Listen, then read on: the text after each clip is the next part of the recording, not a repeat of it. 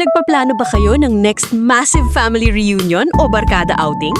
Dito sa Bataan White Corals Beach Resort sa Morong Bataan, sinalubong agad kami ng napakalawak at napakagandang resort grounds. Sobrang ganda ng facilities at ramdam mo agad ang bakasyon vibes. Mula sa napakalaking swimming pools, ilang hakbang lang ay sasalubungin ka na agad ng kanilang malawak at pino na beachfront. Perfect spot para maglaro, magbonding o mag-chill sa Pampang.